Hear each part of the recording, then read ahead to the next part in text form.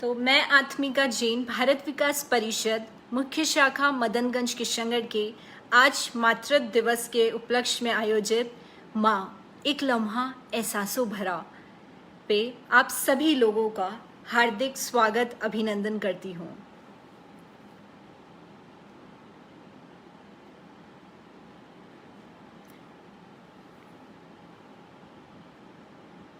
जैसा कि हम सब जानते हैं कि हम सभी लोग बहुत ही कठिन दौर से गुजर रहे हैं, जहां एक तरफ कोरोना ने हमें मानसिक तनाव दिया, नौकरी व्यवसाय में नुकसान पहुंचाया, हमारे अपनों को अपनों से छीन लिया, बहुत हानि पहुंचाई। उसी तरह दूसरी तरफ कोरोना ने हमें ये बताया कि देश में स्वच्छता कितनी ज़रूरी है, एक दूसरे का साथ कितना ज़रूरी है, एक दूसरे की मदद करना सिखाया। बेशक इस अवधि में हमने कई महत्वपूर्ण लोगों को खोया, पर अपनों के उस अपनत्व को महसूस भी कराया, जिन परमात्मा को हम तीर्थ स्थानों पर या पूजा स्थलों पर देखते थे या जाया करते थे, उन परम पिता परमेश्वर को हमने अपने घरों में महसूस किया। हमारे देश में 45 वर्ष से अधिक आयु वाले लोगों के लिए वैक्सीन काफ़ी टाइम पहले से शुरू हो गई, पर फिर भी हमारी लापरवाही की वजह से अभी भी कई लोग ऐसे हैं जिन्होंने वैक्सीन नहीं लगवाई है। मैं उन तमाम लोगों से कहूँगी कि सारी अफवाहों को नज़रअंदाज करें और जल्द से जल्द वैक्सीन लगाइए। 18 प्लस के आयु वाले अपने आप को कोविन, आरोग्य सेतु या उमंग ऐप पर रजिस्टर कर सकते हैं और अपने हिसाब से स्लॉट का चयन कर सकते हैं। मैं बस 2-5 मिनट और रुकूंगी कि लोग ज्वाइन हो जाए, उसके बाद मैं अपनी बात को प्रारंभ करूंगी और हम उन लम्हों की तरफ चलेंगे, उन लम्हों को जिएंगे।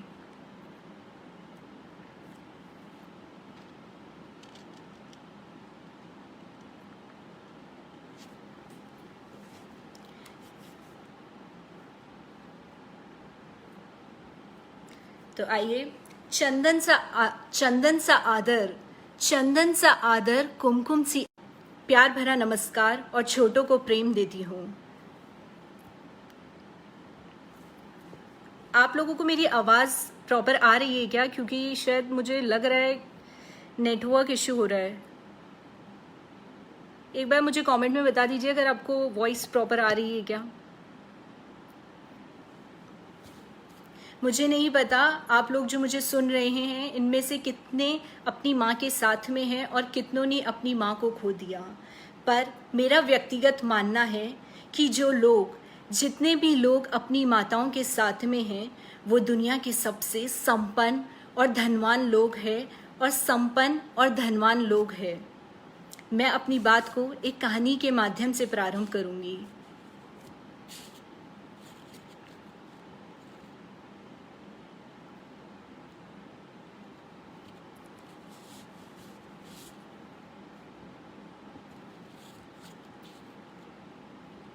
कहते हैं सागर के किनारे पे खजाने नहीं आते, कहते हैं सागर के किनारे पे खजाने नहीं आते, जो लम्हे हाथों से फिसल जाए वो दोबारा नहीं आते।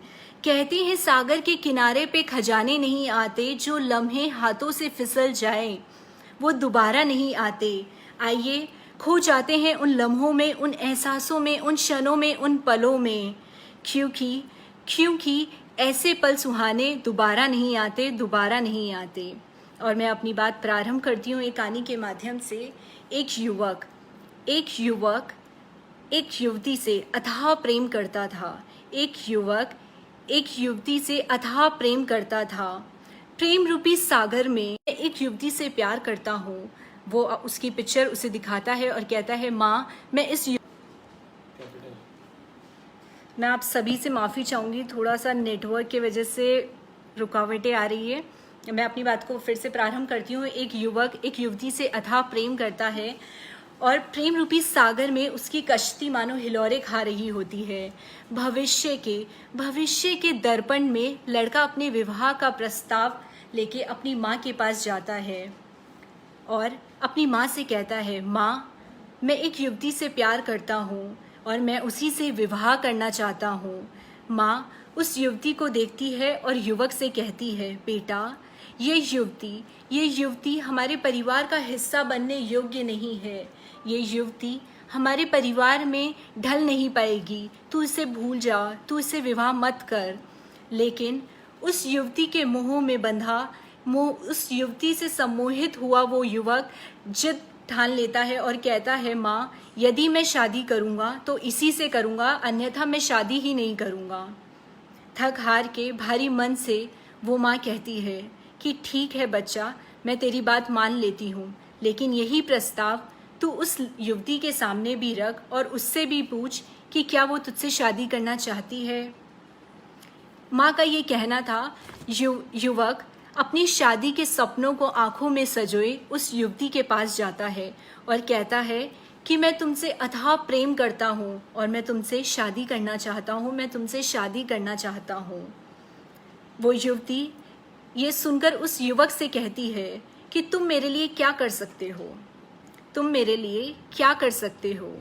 युवक उस युवती से खुशी से झूम उठते हुए कहता है, अरे, मैं तुम्हारे लिए आसमान से चांद तारे तोड़ ला सकता हूँ, मैं तुम्हारे लिए जन्नत तुम्हारे कदमों में बिछा सकता हूँ। तुम कहो तो तुम्हें क्या चाहिए, मैं तुम्हारे लिए क्या करूँ। तब वो युवती उस युवक से कहती है, अरे, ये सब तो बनी बनाई बातें हैं, तुम क्या मुझे अपनी माँ का दिल ला सकते हो। युवक हंसने लगता है कि क्या मजाक है। वो युवती कहती है, अगर तुम मुझसे सच में प्रेम करते हो, तुम मुझसे सच्चा प्रेम करते हो, तो जाओ, जाके अपनी माँ का दिल मुझे लाके दो। युवती का कहना था और युवक जो उस युवती के प्रेम में सम्मोहित हो रखा था, अपनी विवाह के उस युवती के साथ अपने विवाह के सपनों को अपने आंखों में सजो रहा था, वो खुशी खुशी अपने घर चला गया और कुछ समय अपनी माता के साथ व्यतीत किया और एक छुरी निकाली, उस तेज तर्रार छुरी को अपनी माँ के सीने में घोंपा और उसका वो धड़कता हुआ दिल लेकर उस युवती के पास जाने लगा। जब रास्ते में वो उस दिल को लेके जाने लगा तो एक पत्थर से ठोकर खाके वो नीचे गिर गया। जब गया तब उस धड़कते हुए दूर कहीं उस दिल से आवाज़ निकली, बेटा, बेटा कहीं लगी तो नहीं, बेटा, बेटा कहीं लगी तो नहीं। वो युवक इधर उधर देखने लगा। हम ना समझ बच्चे फिर भी ये प्रश्न करते हैं कि माँ क्या होती है, माँ क्या होती है। अरे, 4 किलो का पत्थर 9 घंटे अपने पेट पर रखना, पता चल जाएगा माँ क्या होती है। ये जो माँ की मोहब्बत होती है ना, ये जो माँ की मोहब्बत होती है ना, ये सभी मोहब्बतों की माँ होती है, सभी मोहब्बतों की माँ होती है। मैं आप लोगों के कमेंट्स देख नहीं पा रही हूँ। आप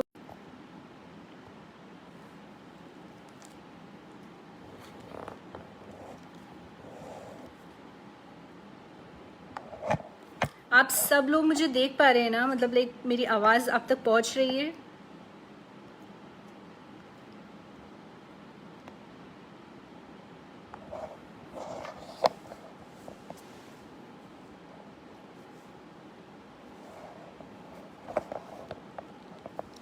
माँ बनने का एहसास, माँ बनने का एहसास हर लड़की के लिए दुनिया का सबसे खूबसूरत एहसास होता है। उसके जीवन का एक नया पड़ाव, एक नई भूमिका जैसे शुरू हो जाती है। ठीक उसी समय से जब उसका बच्चा उसके गर्भ में आता है, तब से लेकर जब तक वो बच्चा बड़ा नहीं हो जाता, उसकी भूमिकाएं बदल जाती है। लेकिन उस भूमिका से पहले उन 9 महीने जब वो उस माँ के गर्भ में वो बच्चा होता है, तब उसके मन में अनुभूतियों में जो उतार चढ़ाव आता है, हम उसे समझने की कोशिश करेंगे। माँ का अस्तित्व ही बदल जाता है, और या यूँ कहूँ कि माँ का जो रूप होता है उसके बाकी सारे अस्तित्व पर भारी हो जाता है, हावी हो जाता है। माँ के कई रूप है, लेकिन जब माँ के गर्भ में बच्चा आता है तो ये पल, ये अनुभव, ये क्षण वो सभी महसूस कर पाएंगे जो इस पल से गुजर रहे हैं या गुजर चुके हैं।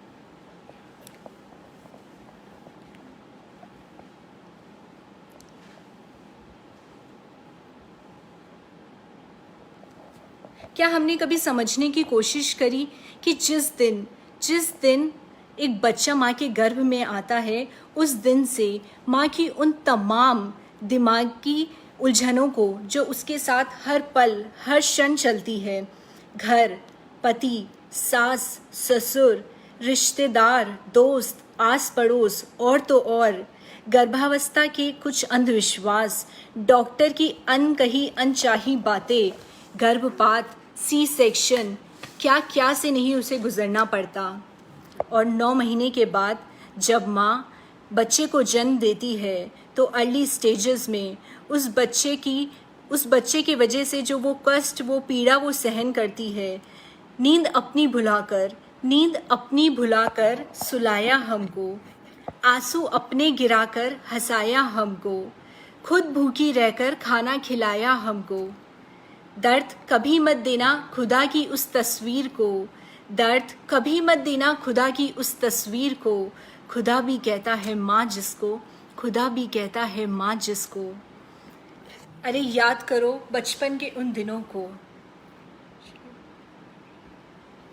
याद करो बचपन के उन दिनों को जब हम बहुत छोटे छोटे थे और माँ का स्तनपान किया करते थे, और माँ का स्तनपान किया करते थे। जब एक मुंह में माँ का एक स्तन लेते थे और दूसरे स्तन पर अपने छोटे छोटे पैरों से न जाने उसे कितनी बार लात मारा करते थे, पर उस माँ ने हमें दूध पिलाना नहीं छोड़ा, उस माँ ने हमें दूध पिलाना बंद नहीं किया।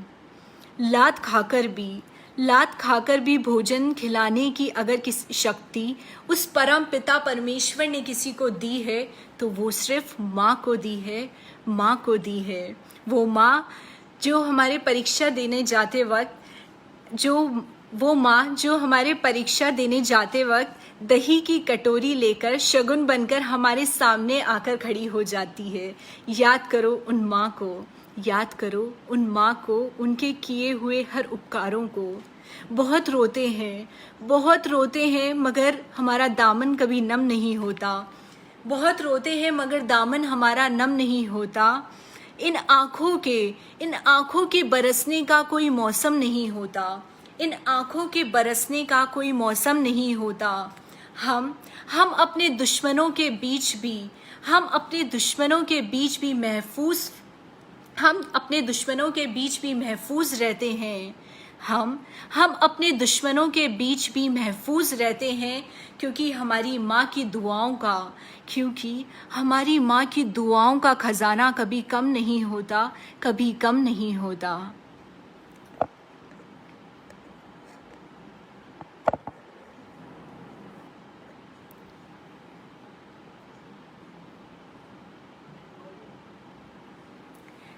जैनाचार्य अंतर्मना प्रसन्न सागर जी महाराज से जब किसी ने एक प्रश्न किया कि माँ की महिमा क्या है, माँ की महिमा क्या है, मैं वही प्रश्न आपसे भी करूंगी कि माँ की महिमा क्या है।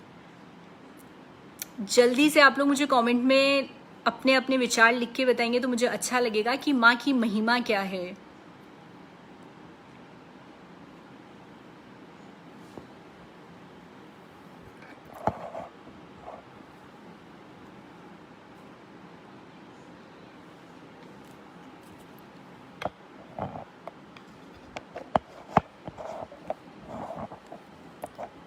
जब उन जैनाचार्य से प्रश्न किया गया कि माँ की महिमा क्या है तो उन्होंने बहुत खूबसूरती से एक जवाब दिया कि माँ की महिमा बस यही है कि महिमा में माँ है।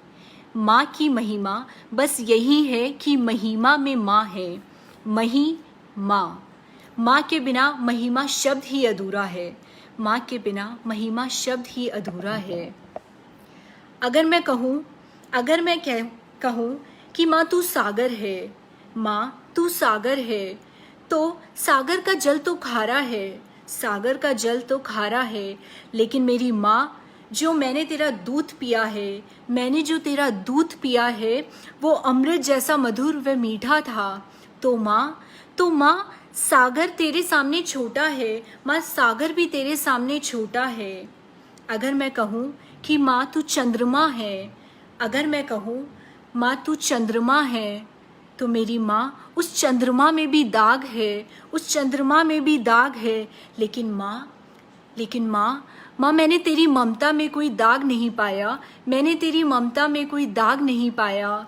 वो चंद्रमा भी माँ तेरे सामने बोना है, वो चंद्रमा भी माँ तेरे सामने बोना है।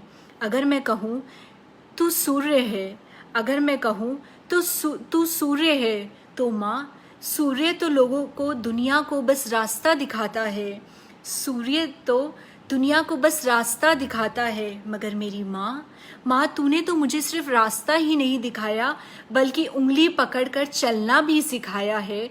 तूने तो मुझे रास्ता ही नहीं, उंगली पकड़कर चलना भी सिखाया है। यदि मैं कहूँ माँ तू एक देवी है, यदि मैं कहूँ माँ तू एक देवी है, तो माँ देवी तो सिर्फ वरदान देती है, देवी तो बस वरदान देती है। मगर माँ तूने तो मुझे जीवन दान दिया है, तूने तो मुझे जीवन दान दिया है, तूने तो मुझे जीवन दान दिया है। अगर मैं कहूँ माँ तू ब्रह्मा विष्णु महेश है, मैं कहूँ तू ब्रह्मा विष्णु महेश है, तो माँ ब्रह्मा में विष्णु और विष्णु में महेश नहीं समा सकते। मगर माँ तुझ में तो ब्रह्मा विष्णु महेश तीनों समाये हैं, तेरे गर्भ में तो ब्रह्मा विष्णु महेश तीनों समाये हैं। माँ तुझ में तो ब्रह्मा विष्णु महेश तीनों समाये हैं। किसी ने माँ से प्रश्न किया कि अगर आपके कदमों से जन्नत ले ली जाए, अगर आपके कदमों से जन्नत ले ली जाए और उसके बदले आपको कहा जाए कि आप इसके बदले ईश्वर से कुछ भी मांग लो, तो आप क्या मांगना चाहोगी? तब उस माँ ने मुस्कुराते हुए कहा कि मैं जन्नत लुटा दूंगी, मेरे कदमों की जन्नत ले लो, पर मुझे बस अपनी औलाद की किस्मत लिखने का हक दे दो, मुझे अपनी औलाद की किस्मत लिखने का हक दे दो। क्योंकि उनकी खुशियों के आगे, अपने बच्चों की खुशियों के आगे मेरे लिए हर जन्नत फीकी है, हर जन्नत छोटी है, हर जन्नत छोटी है।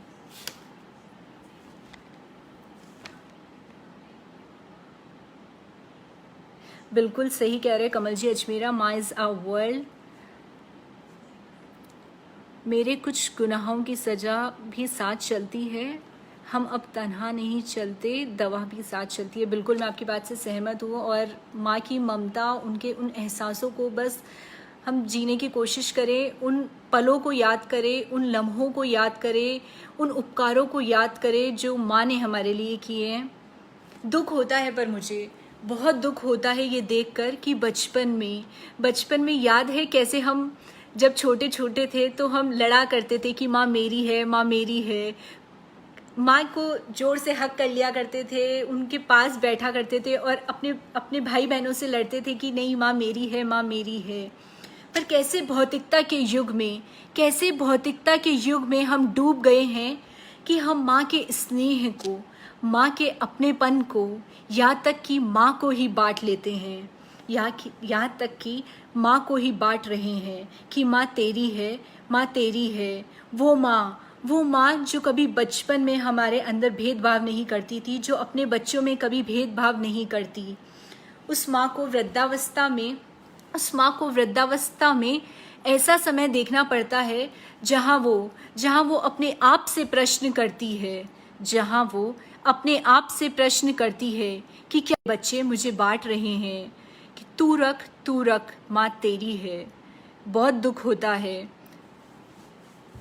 माँ तेरी है, माँ तेरी है। उस माँ की पीड़ा को कैसे महसूस करेंगे हम, उस माँ की पीड़ा को कैसे महसूस कर पाएंगे हम, जिसका वर्णन स्वामीनाथ पांडे जी अपने उपन्यास में मात्र 4 पंक्तियों में कहते हैं। स्वामीनाथ पांडे जी द्वारा लिखित एक उपन्यास जिसमें उन्होंने बहुत ही खूबसूरती से माँ की उस पीड़ा को दर्शाया है जो वो माँ महसूस करती है कि एक विधवा माँ थी जिसके 2 जवान बेटे थे। एक बेटा ऊंचे माले पर रहता था तो दूसरा बेटा नीचे माले पर रहता था। एक बेटा ऊंचे माले पे रहता था तो दूसरा बेटा नीचे वाले माले पर रहता था। वो विधवा माँ 15 दिन ऊपर वाले बेटे के यहाँ भोजन करती थी तो 15 दिन नीचे वाले बेटे के यहाँ भोजन करती थी। वो विधवा माँ 15 दिन ऊपर वाले बेटे के यहाँ भोजन करती थी तो 15 दिन नीचे वाले बेटे के यहाँ भोजन करती थी। पर उस माँ का दुर्भाग्य था, उस माँ का दुर्भाग्य था कि साल में जो जो महीने 31 दिन के हुआ करते थे, उस एक दिन उस विधवा माँ को भूखा रहना पड़ता था, उपवास करना पड़ता था। उस विधवा माँ का दुर्भाग्य तो देखो, साल में जो महीने 31 दिन के हुआ करते थे उसमें वो एक दिन भूखा रहा करती थी, भूखा रहना पड़ता था, उपवास करती थी।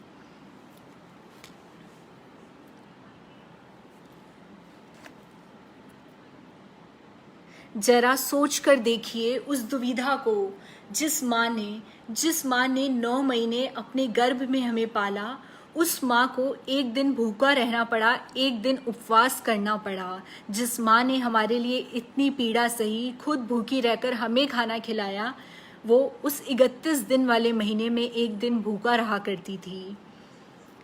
जहाँ एक मुकाम हासिल करने के बाद उसी का बेटा, उसी का अपना खून, सब रिश्तों की मर्यादा को ताक में रखकर अपनी माँ का हाथ पकड़कर उसे वृद्धाश्रम छोड़ आता है, उसे वृद्धाश्रम का रास्ता दिखा देता है। अरे मूर्ख बच्चों, पत्नी, बच्चे, अनेक रिश्ते हमें अपनी पसंद से मिल सकते हैं। दुनिया के कई रिश्ते हमें अपनी पसंद से मिल सकते हैं, पर माँ बाप तो हमें अपनी किस्मत से ही मिलते हैं। माँ बाप तो हमें अपने पुण्य के फल में ही मिलते हैं, जन्मों जन्मों के पुण्य से ही मिला करते हैं। उन माँ बाप को हम अपनी पसंद के लिए छोड़ देते हैं। कैसे कर लेते हैं हम ये? वो माँ का धड़कता हुआ दिल जब उस बच्चे से कहता है, उस युवक से कहता है कि बेटा तुझे कहीं लगी तो नहीं, बेटा तुझे कहीं लगी तो नहीं, वो युवक उसी वक्त खड़ा होता है और उस माँ के दिल को, उस धड़कते हुए दिल को अपने सीने से लगाता है और कहता है, और सभी से कहता है, चाहतों की हर किताब फाड़ देना, चाहतों की तुम सब किताबें फाड़ देना, एक कागज ही काफ़ी है जिस पे शब्द माँ लिखा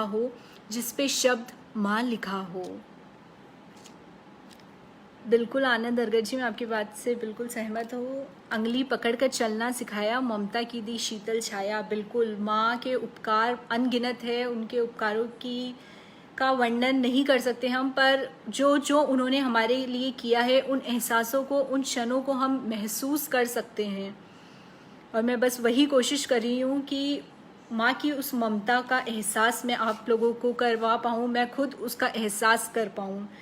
और मैं कह रही थी कि वो उस धड़कते हुए दिल को अपने सीने से लगाता है और कहता है कि चाहतों की सब किताब फाड़ देना, तुम चाहतों की सब किताबें फाड़ देना, एक कागज ही काफ़ी है जिस पे शब्द माँ लिखा हो।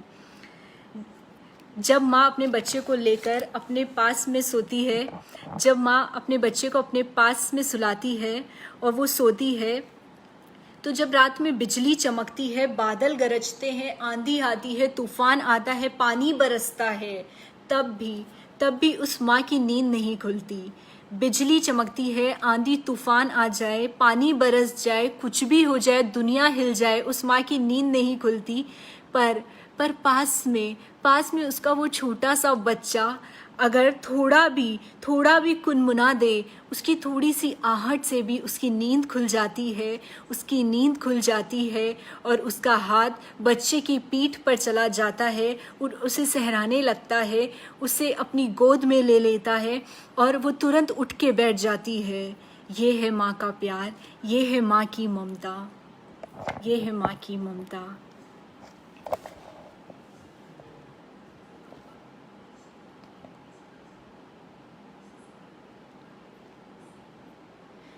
बिल्कुल धीरज पाटोदी जी, मैं आपकी बात से सहमत हूँ। माँ को जो छोड़े वो बेटा अपने लिए चिंता सजा रहा है। जी बिल्कुल, बेटा बेटी वो सभी बच्चे जो अपनी माँ की पीड़ा को महसूस नहीं कर सकते हैं, और हम अपनी ख्वाहिशों को पूरा करने के लिए, अपनी इच्छाओं को पूरा करने के लिए, अपने सपनों को पूरा करने के लिए जिस तरह माँ को वृद्धाश्रम का रास्ता दिखा देते हैं, जिस तरह से माँ का बुढ़ापे में हाथ छोड़ देते हैं, जिस तरह से माँ बाप को अपने घरों से बाहर निकाल देते हैं, ये बहुत ही गलत है। और इसका एहसास हमें अभी नहीं हो रहा, लेकिन जब हम खुद उस उम्र से गुजरेंगे, जब हम खुद वो एहसास को अपनाएंगे, जब हम खुद माँ बाप बनेंगे, तब हमें एहसास होगा कि जो कुछ हमने अपने बच्चे के लिए किया और जो बच्चे हमारे लिए कर रहे हैं। माँ ममता की गीता है, माँ ममता की गीता है, माँ प्रेम की बाइबल है, माँ ममता की गीता है, माँ प्रेम की बाइबल है, माँ समता की कुरान है, माँ ममता की गीता, प्रेम की बाइबल और समता की कुरान है, माँ सभी धर्मों का सार है, माँ सभी धर्मों का सार है, माँ सभी धर्मों का सार है। माँ से ही तुतलाती बोली शुरू होती है, माँ से ही तुतलाती बोली शुरू होती है, माँ से ही तुतलाती बोली शुरू होती है, और माँ पर ही पीड़ा का पहला शब्द होता है, माँ ही पीड़ा का पहला शब्द होता है। माँ राहत की सांस है, माँ राहत की सांस है, माँ राहत की सांस है, माँ चाहत की आस है, माँ चाहत की आस है, और माँ अखंड विश्वास है, माँ अखंड विश्वास है। माँ राहत की सांस है, माँ चाहत की आस है, माँ अखंड विश्वास है। अंत में मैं आप सभी माता बहनों से यही गुजारिश करूंगी और यही कहूंगी कि आप सभी अपने परिवार को संपन्न बनाने के लिए, आप सभी अपने परिवार को संपन्न बनाने के लिए माँ लक्ष्मी का रूप धारण करें। आप अपने परिवार को संपन्न बनाने के लिए माँ लक्ष्मी का रूप धारण करें। अपने बच्चे को शिक्षित करने के लिए, अपने बच्चे को शिक्षित करने के लिए माँ सरस्वती का रूप धारण करें। और सामाजिक बुराइयों को ध्वस्त करने के लिए, सामाजिक बुराइयों को ध्वस्त करने के लिए सिंह पे आरूढ़ माँ दुर्गा का रूप धारण करें, माँ दुर्गा का रूप धारण करें। अरे जो माँ ने हमारे लिए किया, जो माँ ने हमारे लिए कष्ट पीड़ा सहन करी, उसका एहसास तो हमें नहीं है, क्योंकि हम बहुत छोटे थे और हमें नहीं मालूम हमारी माँ ने हमारे लिए क्या किया। पर हमने उस माँ की ममता को नहीं देखा, उस माँ के उपकारों को नहीं देखा। लेकिन अब जब हम अपने परिवार में अपनी बहनों को, अपनी पत्नियों को, अपने बच्चों के लिए छोटे छोटे बड़े बड़े काम करते देखते हैं, क्या तब भी आपको अपनी माँ के उन उपकारों का एहसास नहीं होता? क्या आपको वो पल, वो क्षण महसूस नहीं होते कि हमारी माँ ने भी यही सब कुछ किया? पत्नी की पीड़ा हमें बहुत जल्दी दिख जाती है, बहन की पीड़ा हमें बहुत जल्दी सहन हो जाती है, पर क्या हमें उस माँ की पीड़ा का एहसास नहीं होता कि किस तरह से माँ ने, जब हम छोटे छोटे थे, हमें उंगली पकड़कर चलना सिखाया, तब से हमें इतना बड़ा बनाया, तब तक हमारे लिए क्या कुछ नहीं किया। उस माँ ने ही हमें उंगली पकड़कर चलना सिखाया, बैठना सिखाया, घूमना सिखाया, दौड़ना सिखाया, ABCD से लेके AAEU 1 2 3 4 सब कुछ तो माँ ने सिखाया। अरे स्कूल तो हम बाद में जाते हैं, हम कहते हैं माँ ने हमारे लिए क्या किया। हमने जो सीखा स्कूल से सीखा, आज हम अपने पैरों पे खड़े हैं तो अपने खुद के वजह से खड़े हैं। पर क्या हमें एहसास नहीं होता कि सब कुछ हमें माँ ने सिखाया। अरे स्कूल तो हम बाद में गए थे, पर स्कूल में जाने लायक वो लायक भी हमें हमारी माँ ने बनाया है, हमारी माँ ने बनाया है। आज के इस पावन क्षण में, इस पावन अवसर पर, आज मदर्स डे सेलिब्रेट कर रहे हैं हम। कहते हैं, सब कह रहे हैं आज माँ का दिन है, आज माँ का दिन है। पर मुझे एक बात बताइए, वो कौन सा दिन है, वो कौन सा दिन है जो माँ के बिन है? वो कौन सा दिन है जो माँ के बिन है? मैं मानती हूँ कि माँ के उन उपकारों को, उन एहसासों को जीने के लिए सिर्फ आज का ही दिन नहीं है कि हम आज ही अपनी माँओं की बात करें। हर दिन माँ का दिन है, क्योंकि कोई भी दिन माँ के बिन नहीं है।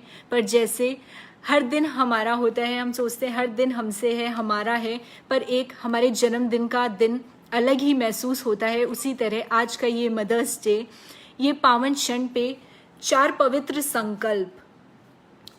पवित्र संकल्प जो कि जैन आचार्य, भारत गौरव, तपस्वी सम्राट, साधना महोदधी, अंतर्मना आचार्य प्रसन्न सागर जी महाराज के द्वारा प्रतिपादित किए गए हैं। मैं चाहूँगी जो लोग मुझे फेसबुक लाइव के माध्यम से देख रहे हैं, जो भी लोग मुझे सुन पा रहे हैं या जो लोग मुझे बाद में सुनेंगे, उन सभी से मैं विनती करूँगी कि ये चार संकल्प आप आज ज़रूर लें।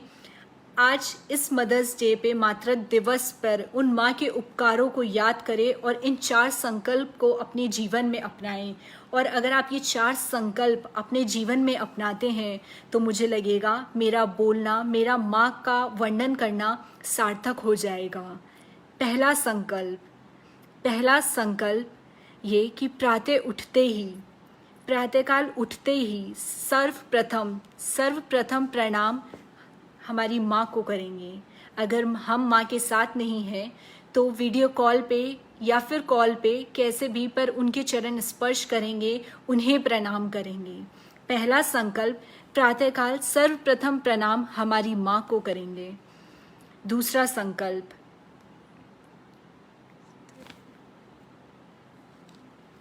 दूसरे संकल्प की ओर चलेंगे।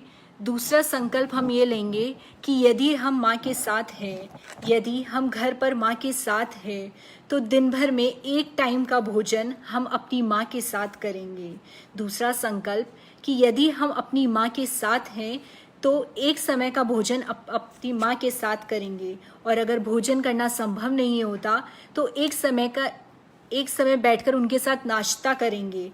और अगर नाश्ता करना भी संभव नहीं होता तो एक बार दिन भर में बैठ के उनके साथ चाय ज़रूर पिएंगे।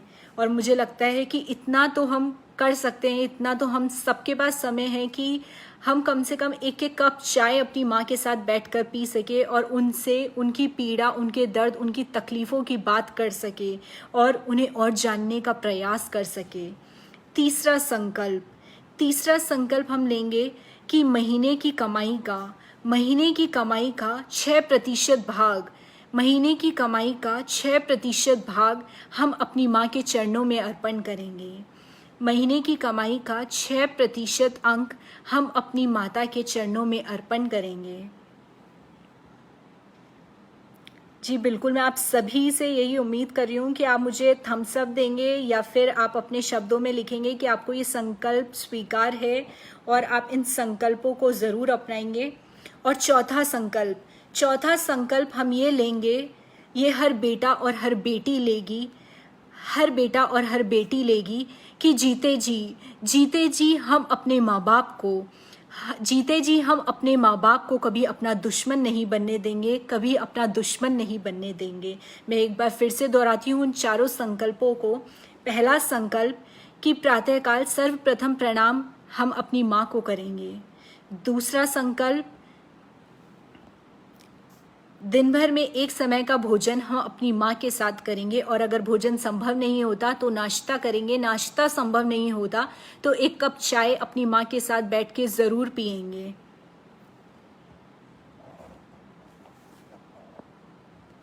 तीसरा संकल्प हम लेंगे कि हमारी कमाई का 6वां भाग हम अपने माँ के चरणों में अर्पण करेंगे। और चौथा संकल्प, जीते जी हम अपने माँ बाप को कभी अपना दुश्मन नहीं बनने देंगे। अगर इन चार संकल्पों को हमने आज तक अपनी माँ के लिए कुछ नहीं किया और हम उनके उन उपकारों को, उनके उन एहसानों को कभी चुका भी नहीं सकते, लेकिन अगर आज इस मदर्स डे पे हमने इन चार संकल्पों को अपना लिया और इन चार संकल्पों को अपनाकर अपनी माँ के लिए एक अपने आप में ठान लिया कि हम इन चार संकल्प को अपनी ज़िंदगी के आखिरी श्वास तक अपनाएंगे, तो शायद कहीं ना कहीं थोड़ा सा हम उस माँ के लिए कुछ कर पाएंगे, उस माँ को कुछ दे पाएंगे। पूछता है जब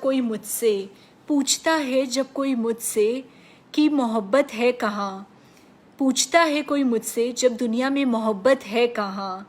मुस्कुरा जाती हूँ मैं, मुस्कुरा जाती हूँ मैं, और याद आ जाती है माँ, और याद आ जाती है माँ। पूछता है जब कोई मुझसे दुनिया में मोहब्बत है कहाँ, मुस्कुरा जाती हूँ मैं, मुस्कुरा जाती हूँ मैं, और याद आ जाती है माँ, और याद आ जाती है माँ। अंतिम कुछ बातें बोल के मैं अपनी बातों को विराम दूंगी, और मैं बस यही कहना चाहूँगी कि माँ बाप की कमी को, माँ बाप की कमी को कोई पाट नहीं सकता, माँ बाप की कमी को कोई पाट नहीं सकता, और ईश्वर भी, और वो ईश्वर भी उनके आशीषों को काट नहीं सकता। माँ बाप की कमी को कोई पाट नहीं सकता, और ईश्वर भी उनके आशीषों को काट नहीं सकता। विश्व में किसी भी देवता का स्थान दूजा है, विश्व में किसी भी देवता का स्थान दूजा है, विश्व में किसी भी देवता का स्थान दूजा है। अरे माँ बाप की सेवा ही सबसे बड़ी पूजा है, माँ बाप की सेवा ही सबसे बड़ी पूजा है। विश्व में किसी भी तीर्थ की यात्रा करना, विश्व में किसी भी तीर्थ की यात्राएं करना व्यर्थ है, विश्व में किसी भी तीर्थ की यात्रा करना व्यर्थ है। हम इतने तीर्थ स्थानों पर जाते हैं, पूजा स्थलों पर जाते हैं, न जाने कहाँ कहाँ जाते हैं, मंदिर मस्जिदों में जाते हैं, हम उस ईश्वर के पास जाते हैं, पर विश्व में किसी भी तीर्थ की यात्रा करना व्यर्थ है। अब मेरी बात को ज़रा गौर से सुनिएगा, मैं ये नहीं कहती मंदिर मत जाइए, पर मैं ये क्यों कह रही हूँ कि उस मंदिरों की, उन तीर्थों की यात्रा करना व्यर्थ है, क्योंकि अगर बच्चों के होते हुए भी माँ बाप असमर्थ है, तो उन तीर्थ की यात्रा करना व्यर्थ है, उन तीर्थों की यात्रा करना व्यर्थ है। विश्व में किसी भी तीर्थ की यात्रा करना व्यर्थ है अगर हम बच्चों के होते हुए भी हमारे माँ बाप असमर्थ है। वो बच्चे खुशनसीब होते हैं जो अपने माँ बाप के साथ होते हैं। वो बच्चे खुशनसीब होते हैं जो अपने माँ बाप के साथ होते हैं, क्योंकि उन माँ बाप के आशीषों के हजारों हाथ होते हैं,